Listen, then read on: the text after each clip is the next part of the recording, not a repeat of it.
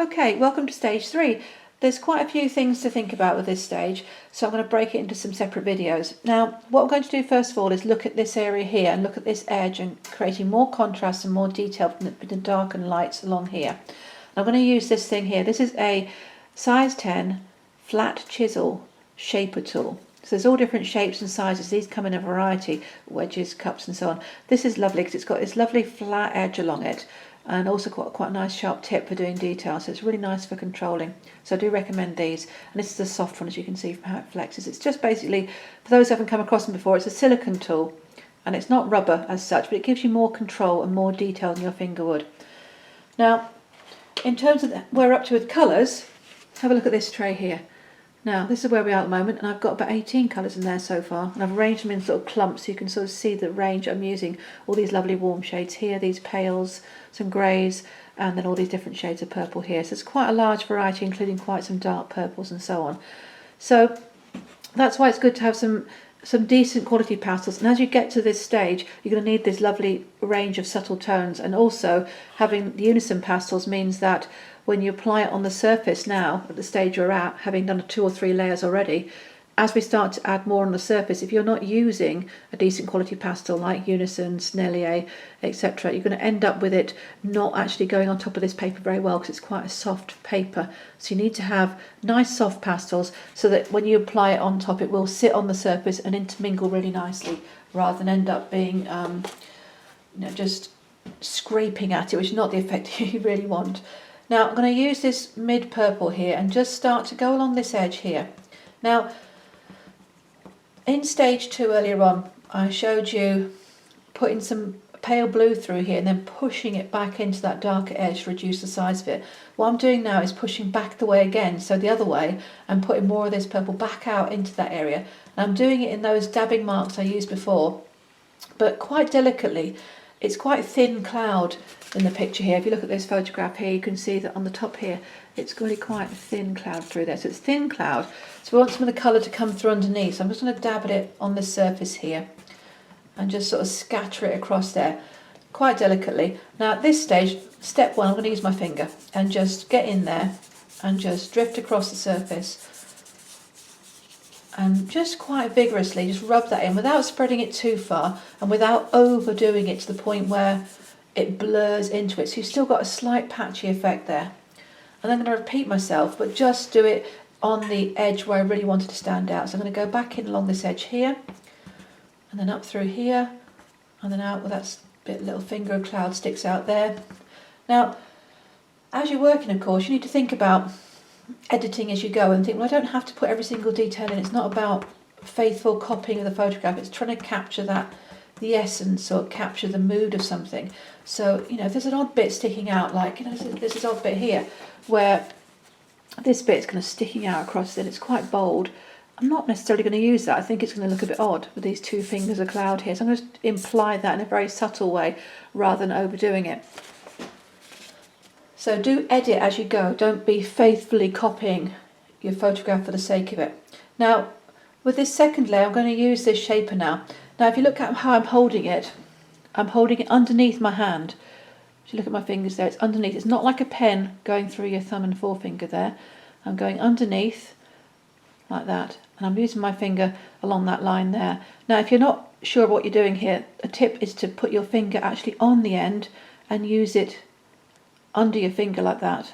Yeah, so that can help you then control it and work out what you're doing. So I'm going to go in here and just keep it as flat as possible, so it really is almost horizontal to the surface there.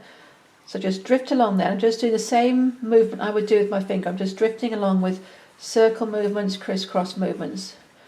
What it will do is it will give me a slightly more detailed mark making, and also it pulls around the pastel that's already on that surface. Now I'm going to go back in with that very pale blue again and just start again to cut back in. I do find with doing edges like this, it's a lot of push-pull. You sort of push into the dark, then you pull it back out again, and you push it in again, and you just go back and forward, pushing and pulling with it until you get an effect that you're happy with, really, that you think is going to work for you. So I'm just drifting along this edge here, again, quite thinly, just blow the excess off, and then you check the shaper's got a clean edge on it there, just make sure it's not filthy. They do get very mucky. Wet wipes are quite handy to use, but not very eco-friendly, of course, so damp cloth can be very helpful as well. So again, just drifting on the surface here and just being quite loose where it mixes with that edge, not worrying too much about getting a very precise edge of cloud there yet. So I'm just drifting along.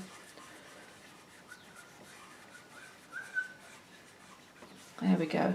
Okay, so you can see it's getting a slight movement through there, so I'm going to repeat again with my pail. This time though, rather than doing it generally everywhere, I'm going to go back in and just be quite firm along some of the edges here where it's really quite precise shapes. So I'm just going to cut in there.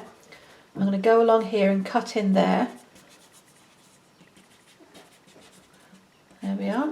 And then blow the excess off without blowing everything away entirely. And then just again drift along this surface here.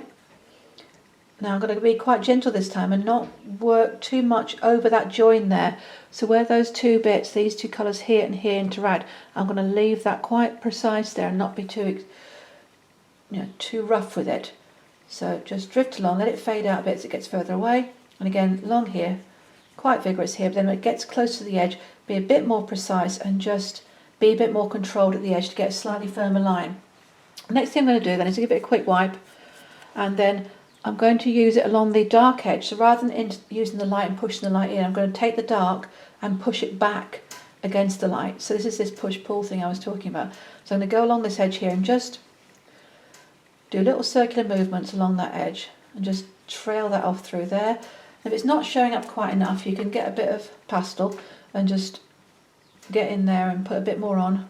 So I'm just drift along a little bit more there and just push that in there along that edge.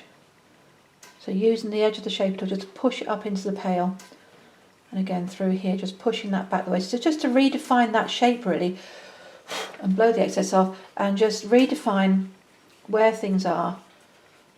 Now there's also a patch of pale on here. So on this picture here, if you look, it's got this paler patch along here. So it's sort of echoing the light that's in this area here. And it's just coming up along here behind the cloud. So I'm going to get a bit of my warmer colours and just introduce a bit of different colour along there. So take along that edge there and just put a bit of that colour along that edge. And you can just see it lifting that edge up there, and then just drift along that surface there. Using that shaper, not too heavily again, just along that edge. And then having smudged it slightly, I'm going to get the darker shade. I've flipped it over there to the dark side. Sorry, Star Wars reference obviously. And then just gone along that edge there and just gone up and down and along and just do that there. And then again blow the excess off. And as you can see there, what you start to get, if I just take the camera and zoom that in slightly now, is you start to get, excuse the shaky camera work, this is not my forte. So if you start to go along here, you can hopefully see it's getting a little bit of an edge through here, and then up this way you can start to see it's getting some edging up through here. Okay, so it's starting to show some details there. If we zoom back out again a little bit, take a step back, you can see a little bit of the colours linking now between this area here, and it's coming across to this area here a little bit. So it's starting to tie the whole piece together a bit there. Okay, so I'm going to stop this one here, and I'm going to then talk next about what we're going to do down here with a similar idea along this edge along here, and to create a nice cloud bank between this area of light and this area of light that's below it. Okay.